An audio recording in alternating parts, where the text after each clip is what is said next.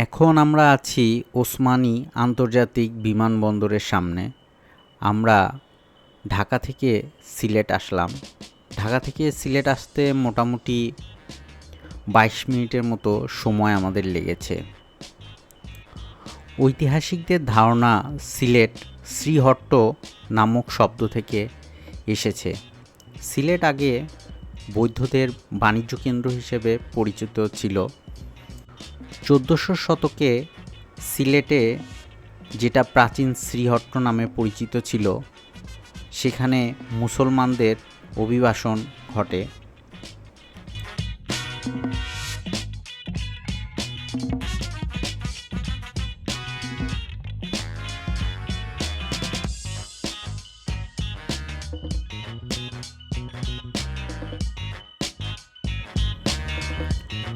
চোদ্দোশো শতকের দিকে ইয়েমেনের সাধক হযরত শাহজালাল সিলেট জয় করেন এবং সিলেটে ইসলাম প্রচার শুরু করেন। সিলেটের নাম ছিল জালালাবাদ।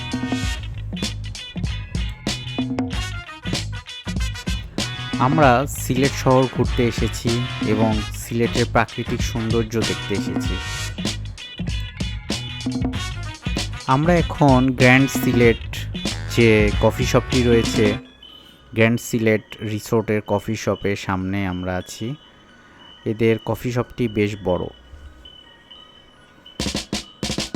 গ্র্যান্ড সিলেটের কফি শপটি এদের রিসেপশনের ঠিক পাশেই এবং আমাদের যথেষ্ট ভালো লেগেছে।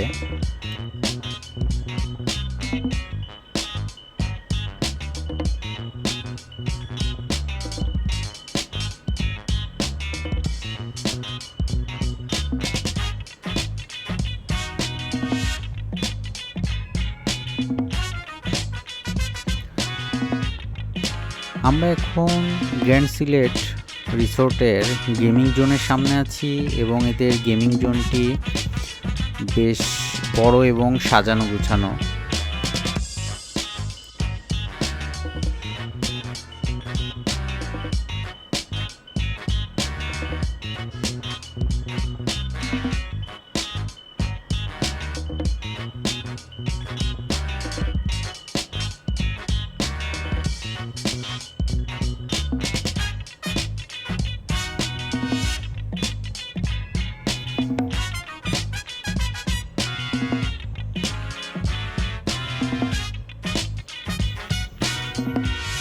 এটা রিসেপশন এরিয়া এবং রিসেপশন এরিয়াতে আমরা বেশ কিছু সময় কাটিয়েছি। গ্র্যান্ড সিলেট রিসোর্টটি মোটামুটি ২ বছর হয়, তো এদের সব কিছুতেই আধুনিকতার ছোঁয়া আছে।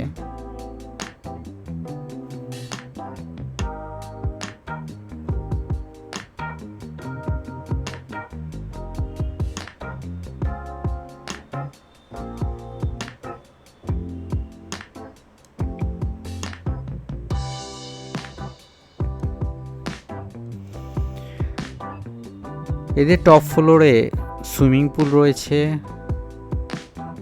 সুইমিং পুলটি আমাদের বেশ ভালো লেগেছে। আমরা এখন এদের সুইমিং পুল জোনে আছি। সুইমিং পুল জোনের পাশেই এদের বার সেকশন রয়েছে এবং সুইমিং পুলটি টপ ফ্লোরে ৯ তলায়।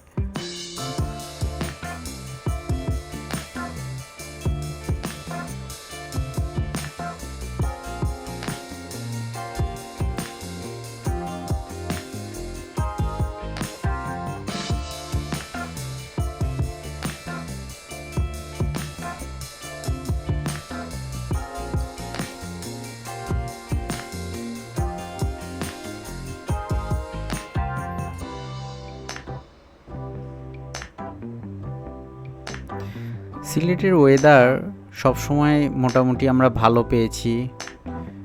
ঝিরিঝিরি বৃষ্টি হয় মাঝে মধ্যেই, যেটা আমাদের বেশ ভালো লেগেছে। এই টপ ফ্লোরে বেশ অনেক সময় আমরা কাটিয়েছি।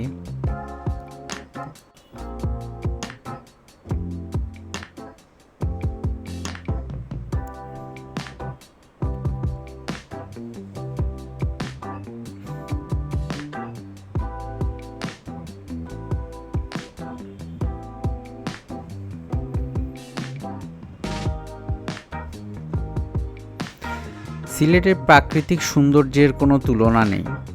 আমরা গ্র্যান্ড সিলেট রিসোর্ট থেকে সাদা পাথরে গিয়েছিলাম। তো সাদা পাথর ভোলাগঞ্জে অবস্থিত। ভোলাগঞ্জটি এদের শহর থেকে মোটামুটি 1 থেকে 2 ঘন্টার মতো সময় লাগে যেতে। এখানে কিছু পতাকা রয়েছে সুসজ্জিত ভাবে। এটা ঢুকতেই হাতের বাম পাশে পড়ে। সিলেট সম্পর্কে কিছু তথ্য বলার আছে, যেমন সিলেটে শিলাপাথর বেশি পাওয়া যায়। এই শিলাপাথর বেশি পাওয়ার কারণেই এর নাম সিলেট রয়েছে। এবং সিলেটের প্রাচীন নাম ছিল শ্রীহট্ট, জালালাবাদ এবং শ্রীভূমি। সিলেট শহরটি ভারতের যে আসাম রাজ্য রয়েছে সেই আসাম রাজ্যের প্রায় কাছাকাছি অবস্থিত। সিলেটে মোটামুটি আদমশুমারি অনুযায়ী 2011 সালে আদমশুমারি অনুযায়ী সিলেটের জনসংখ্যা 1,18,00,000, যারা সিলেটি ভাষায় কথা বলে।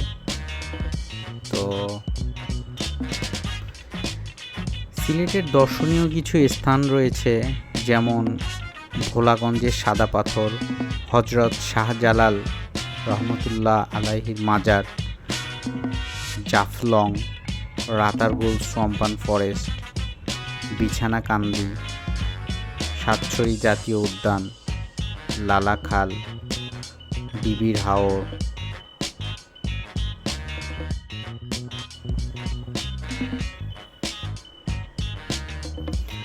আমরা এখন গ্র্যান্ড সিলেট রিসোর্টের যে রেস্টুরেন্ট রয়েছে সেই রেস্টুরেন্টের অবস্থান করছি এবং মর্নিং ব্রেকফাস্টের জন্য এসেছি।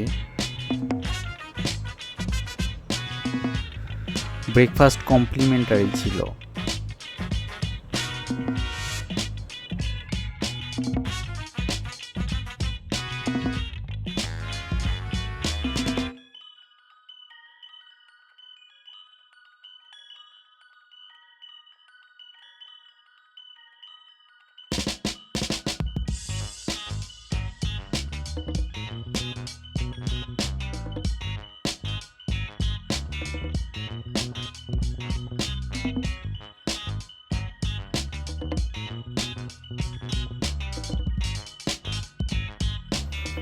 আমরা এখন সিলেটের ভোলাগঞ্জের সাদা পাথর হোটেল অ্যান্ড রিসোর্টের সামনে দাঁড়িয়ে আছি। কিছুক্ষণ পর আমরা ভোলাগঞ্জ সাদা পাথরের উদ্দেশ্যে রওনা দিব।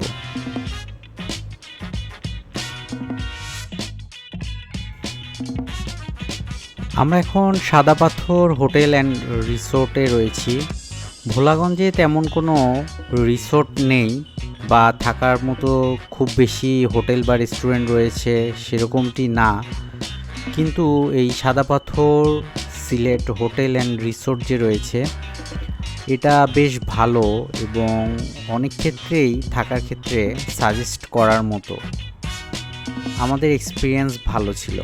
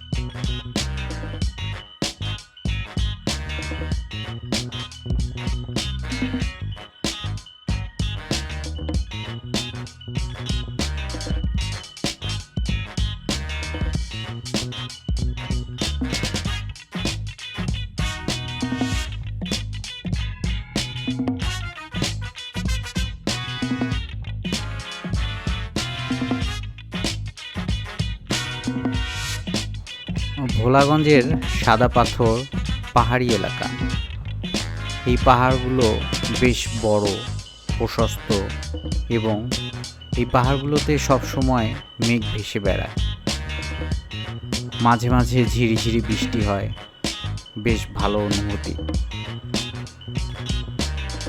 পাহাড় থেকে ঝর্ণা আসে, ঝর্ণা সাদা পাথরে আছড়ে পড়ে এবং তারপর এই নদীতে যায়। তো ভোলাগঞ্জের সাদা পাথর আমাদের বেশ ভালো লেগেছে। আমরা একদিন ভোলাগঞ্জে ছিলাম এবং যথেষ্ট এনজয় করেছি।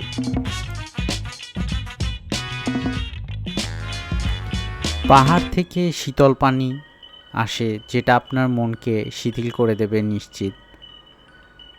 এখানে প্রকৃতির সাথে মানুষের এক অন্যরকম বন্ধুত্ব তৈরি হয়, বেশ ভালো লাগে।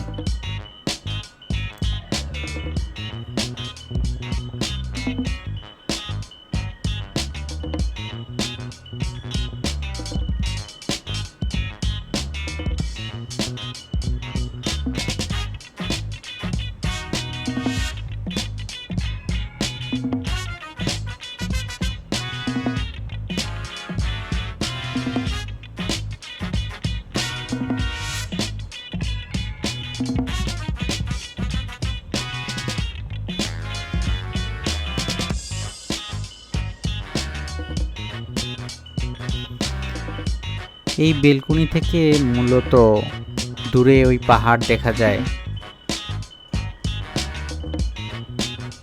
এই পাহাড়গুলোতে মাঝে মাঝে শব্দ হয়, বিকট শব্দ আসে, ডিনামাইটের শব্দ আসে।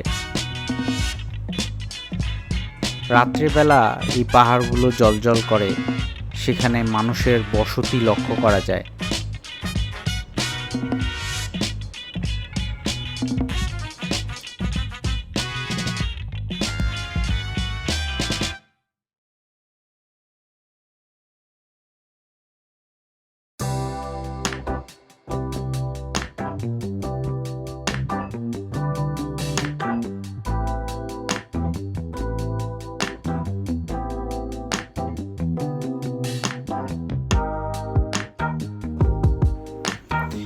এখানে নৌকা পেতে কোনো ঝামেলা পোহাতে হয় না, বেশ দ্রুত নৌকা পাওয়া যায় এবং এই নৌকাতে করেই মোটামুটি সাদা পাথরের দিকে যেতে হয়। এই নৌকাতে করে সাদা পাথরে যেতে 20 মিনিটের মতো সময় লাগে, কিন্তু এই সময়টি বেশ উপভোগ্য। সামনে পাহাড়, নদী এবং সব কিছু মিলিয়ে একটা অনিন্দ সুন্দর পরিবেশ তৈরি হয়, বেশ ভালো লাগে।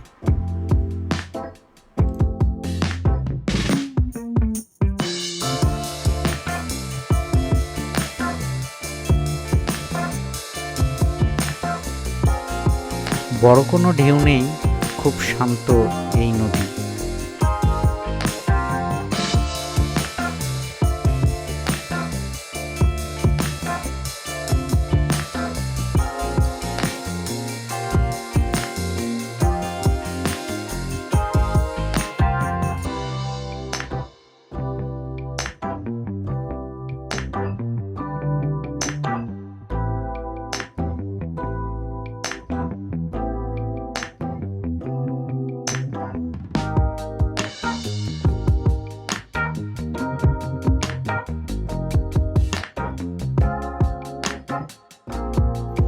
স্বচ্ছ পানিতে আলো ছায়ার এক প্রতিবিম্ব তৈরি করা যায়, আমি তৈরিও করেছি। প্রকৃতি তার সকল সৌন্দর্য যেন মেলে ধরেছে এই পাথরে আর ওই পাহাড়ে। তো সবাই সুস্থ থাকবেন, ভালো থাকবেন। ধন্যবাদ সবাইকে, আল্লাহ হাফেজ।